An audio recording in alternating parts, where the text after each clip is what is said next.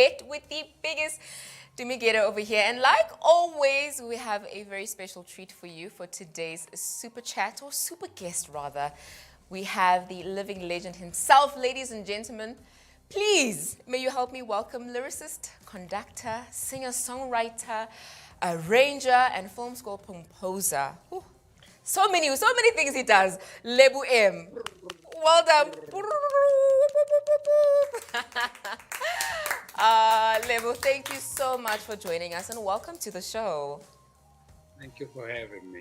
You know what? I actually didn't even know where to start with this interview, whether in the beginning or at the peak or right now. So we're going to start off with a game because I don't know where to start. Let's start off with the game. Wait. Game Lintimelikov.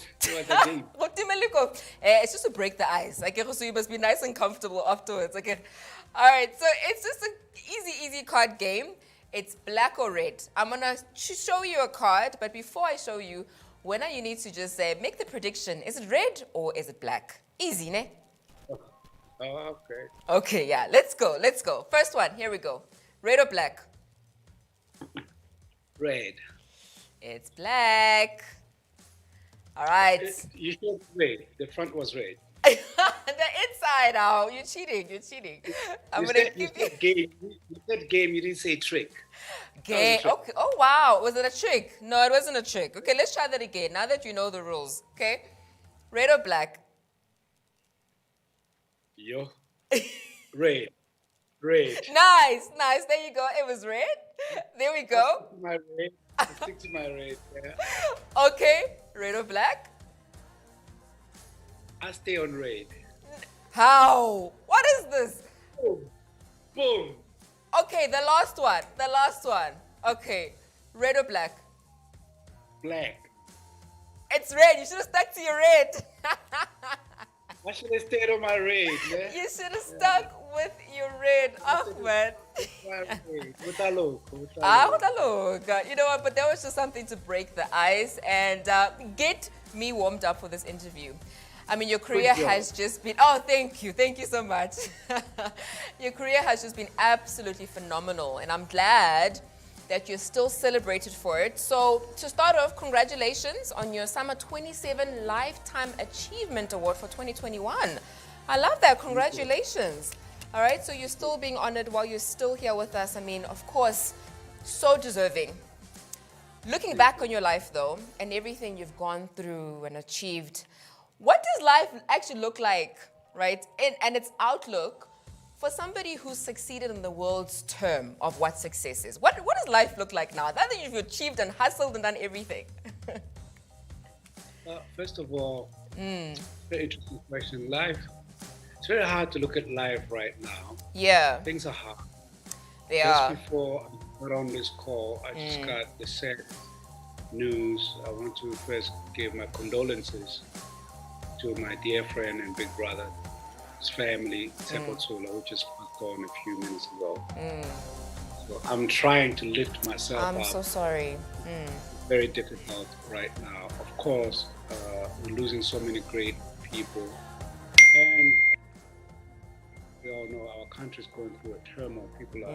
We're losing life every day. It's very difficult to reflect on one's journey under such circumstances, but needless to say, we still have to live, we still have to inspire, we still have to remain positive and optimistic. I'm a bit sad right now, to be honest. Okay. I appreciate the game, the icebreaker. It did break the ice a little bit. Because I literally just home and got the call and messages about Supa, who I was very close to for many years, and way back in Lesotho in 1979 when I first went to Lesotho, met him and met some Mota, and over the years. So I'm consumed by that right now. I'm having a hard time just settling in. Okay, and I appreciate your honesty. Thank you so much for still joining us and being so real with that, because a lot of us are actually going through a very, really tough time, you know. So then let's then try to take back, let's take it back to those times, you know what I mean? Growing up, being a young boy, eventually you ended up in Lesotho, but you had discovered your musical talent at a very young age. You were very confident. Going off to sing in nightclubs. What is that mindset? I'm a product of the 1976 student revolution. Still Biko, Black consciousness, and things like that. I was born in Soweto, Kotladi, and I had, like most young people my age, a few choices. We didn't have as much choices that time as young people do today. And mine were limited to boxing, which I was terrible at. I think I lasted 25 seconds in the boxing ring, and that was it. Soccer, I was horrible at soccer. and I'm happy to declare that I'm Kosi for life, Kaizer Chiefs. Okay. I have no clue what that means right now, but I'm Kosi for life. Yes. Then between the ages of 9, 12, and 13, I become a youth club kid. Kintwana Kotladi Youth Club, and that's ballroom dance, table tennis, and things like that. Yeah. But before that and in between that, I'm one of those kids that started with street bands. We had street bands, entertaining people when people came from work, Kotladi, and of course weddings and things like that. And I was discovered by a brother who was working at that time at a club called the Pelican, which is in Orlando, right opposite Orlando Stadium. I was 14 years old when I went to the Pelican. It just dragged me there. It just so happened one of the singers was not there during the rehearsal. And Cisco Mukwena said to Papa Mukwena, who was also the band leader, this young kid can sing that line. Lo and behold, I was made to sing a background, and I was in Pelican from age 14 until 16. When I left the country, I was the youngest nightclub worker or singer in the country. And at that time, the Pelican was the place. If you're a musician, you wanted to be somebody nationally. You were nobody until you played the Pelican. At the Pelican. We've Yeah. heard stories about it. We've read about it. It's things of legends, and of course that musical scene. I mean, I was not there, but I can also imagine it was also a very difficult time. All right, apartheid and repression. We're born. We call ourselves. At least I refer to myself as the crossover generation, where things are now beginning to turn, and young people then. High school kids took over and set the tone for what became 1994. Yeah. So the transition to what we perceive as democracy today begins that era. So we're the transition era. And most of us left the country at that time. And you were so young.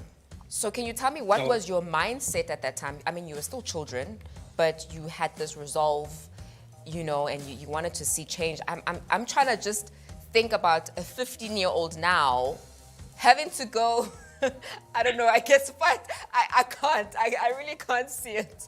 But what was it about the mindset then and the spirit of that time that you guys felt that you can actually, implement this change?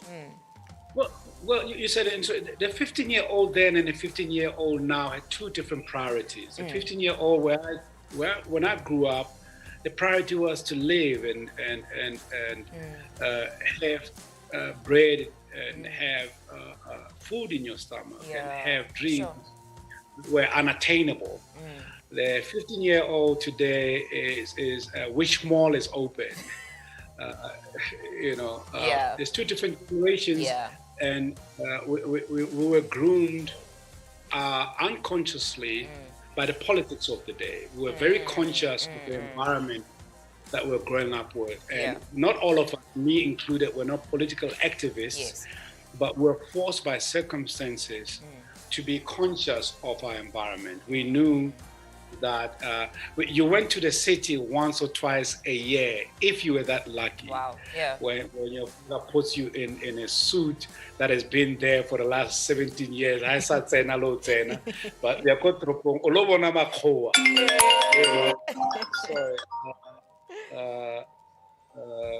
so but I think the mindset and the awareness of our environment was different from today.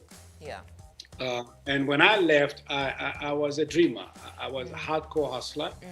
I didn't leave through political means. I worked at the Pelican, and Edgar Kholo, who was the big DJ at the Pelican then, left for Lesotho to start a new gig there. I didn't know there's such thing as passport. I didn't have an ID. When I left with young people that were, I'm trying to turn my phone off, by the way, I was not aware my phone is on. No problem. I left with young people that were leaving the country. I only remember that when we approached the Caledon River, they knew what they were doing. I didn't know. I was coming from Pelican, and all I heard is guns, and there's an army on the South African side and the army on the Lesotho side, and I collapsed and was crossed over. I thought I'm going to a nightclub to find Brad. 3 days later, I learned I'm in exile. Wow. But I'm sure if you hadn't ended up in exile, we wouldn't be here today, right? Well, I often wonder about that. I doubt very much my journey would have turned out the way it has, because first, I find myself as a South African artist and as a South African in exile. I learn the real politics behind our history and what's going on in South Africa in exile, particularly in Lesotho, because now I'm exposed to the various political activists, ANC, PAC, and Black Consciousness Movement.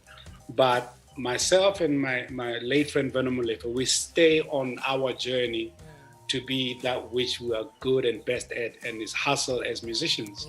So we find our way to America, not through political means, because most young people would leave from Lesotho to ANC or PAC. We hustle our way to America through special arrangements, and we ended up, long story short, in Washington, D.C. high school.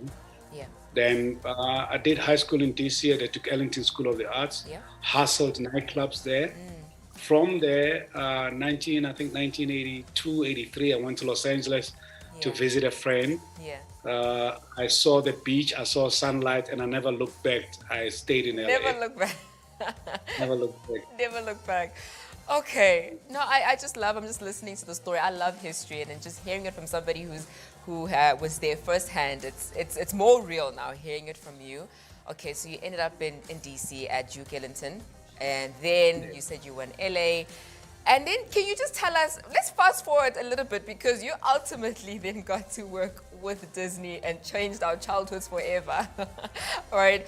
But what was that spirit that kept, what are the events that happened to lead you to that absolute moment, you know, to that 5-star treatment they gave you before you even started recording them? What happened? Well, I mean, a lot happened long before. I mean, 30 years ago, this month, I was in studio doing my first movie, The Power of One, which is my first partnership with Hans Zimmer. And I basically was hustling in Los Angeles. I lived in the streets in Los Angeles for over a year. I driven taxis. I had been a coffee guy in recording studios, but learning. When The Power of One, the film came, it created my first movie opportunity. I worked with Hans Zimmer on our first movie. The movie was not a huge success, but the soundtrack that we produced, which I came to South Africa for to finish at that time, got accolades. And long short is, after Power of One, I did a couple of other movies. I did the Oscars nomination for Cry of Freedom. And then came 1993. I was now in South Africa for the first time. Then I got called to go to Los Angeles to do a demo. Went to Los Angeles, reconnected with my friend Hans Zimmer. I did the first 2.5 minutes of what became the Lion King demo, and then I left. And I went back home. Was called again about 3 months later to start working on this movie called The Lion King. Long story short, became the biggest movie and got my first Grammy. Wow. Can you tell us about that moment you actually won the Grammy? I know there was a bit of a funny story when you were in the audience. No, I don't want knit. It's not a funny story. Okay, what's the story? I, listen. You get nominated for a Grammy. There's parties in Los Angeles Yeah. everywhere. Night before, night of the Grammys. Yeah. None of us even thought would be anywhere near being talked about in the Grammy. So Wow. when the category of my segment came, I was not sitting. I was in the toilet. So when they mentioned my name, Hans Zimmer is there. The whole team is there. Where's Lebo? Where's Lebo? Lebo's in the toilet. Before 6'9". I nearly 6'9", by the way, just to be clear. And it just so happened the security guy who was at the door saw me and saw that I was with Hans and them, and he just looked at me and he said, "You just got a Grammy." Dude. So I zipped and ran down with security. Yeah. I got the last maybe 25 seconds. Thank you. Oh. Yeah. So yeah. the point being, it never dawned on me ever that I'd even get that kind of award. So when we went there, we went to party. We basically just went to party because we had tickets, we were nominated, we were going to the Grammys to go party. And then that's it. That's amazing. Yes. Okay, cool. But do you remember that one moment when you just realized, okay, I think my life has changed? Okay, I think I was really part of something huge. And what was that moment when you processed it in your mind as to my life is never going to be the same again? Truth be told, winning a Grammy and being part of the Lion King was very traumatic for me. Okay. The idea that you have a Grammy and your voice is all over the world. Wow. And your bank account does not reflect that. Yo. At that time, okay. the credit, you were not part of the composers. There's four of us. It's myself, Elton John, Tim Rice, and Hans Zimmer. The global media, the first 2-3 years of The Lion King was about Elton John, Tim Rice, and Hans. Wow. And every once in a while, then there's this guy. There's this guy, the black guy. So it was not an exciting time. Okay. Wow. Especially because my voice was all over the world. It was the first voice we hear. Come on. Yeah.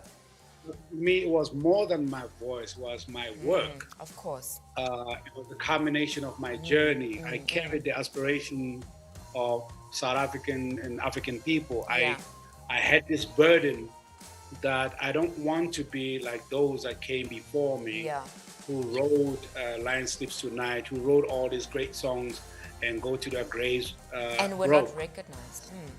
And recognized is one thing. I grew up in Hollywood. Being recognized is one thing. Being recognized and have a bank account. And actually, facts. Facts.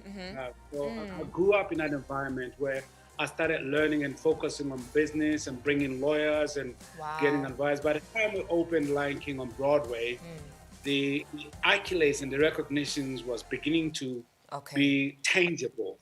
And then my work on the Broadway show solidified my work on the movie. And then the struggle of opening the Lion King in New York, the Broadway production, really brought the essence of what we were about. We fought very hard while we were rehearsing. We spent about 1.5 years negotiating with the New York Union to make sure that South Africans are part of Lion King Broadway production. So the first people I hired in New York are the South Africans that remained from the original Sarafina cast.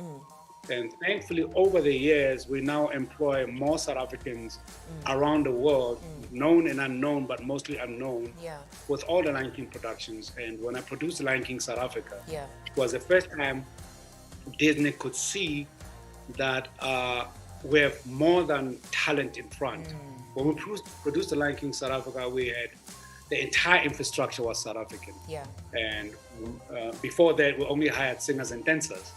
Now we have South Africans around the world doing wardrobe, doing various things that emanated from our Lion King South Africa production. So it's been an exciting and rewarding journey, but it didn't start that easy.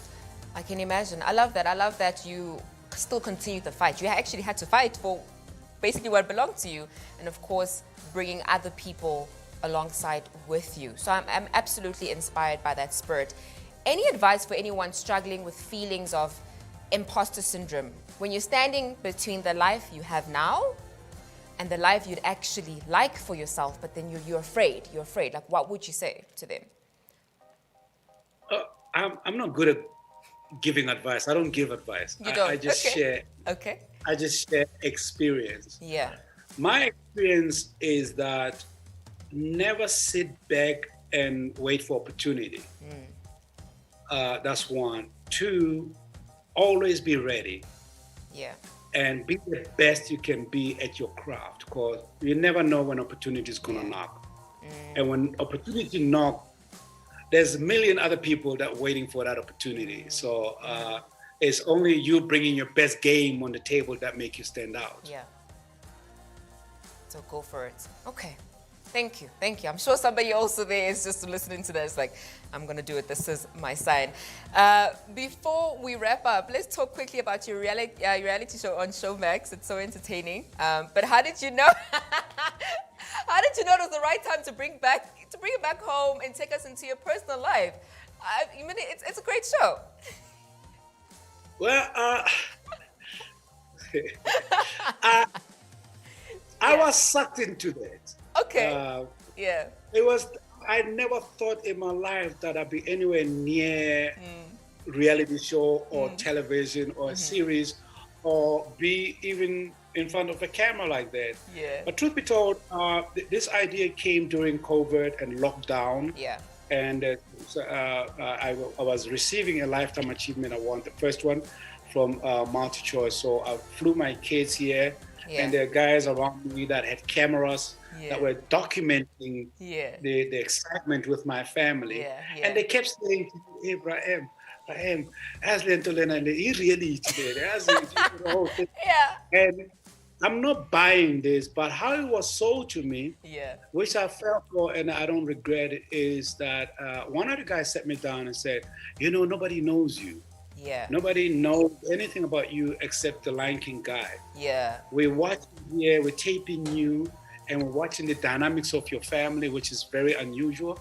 There's no family like your family in South Africa. Because you're the youngest of your age group of South Africans that came from exile. Actually. What if, Mr. M, what if you became part of, after the trauma of lockdown, and be part of discussion, and it's going to be very therapeutic for people to just listen to light stories and engage you and engage your family. People get to know you as Injaya Sekasi, Kulele, America and stuff. And I really loved that. Okay.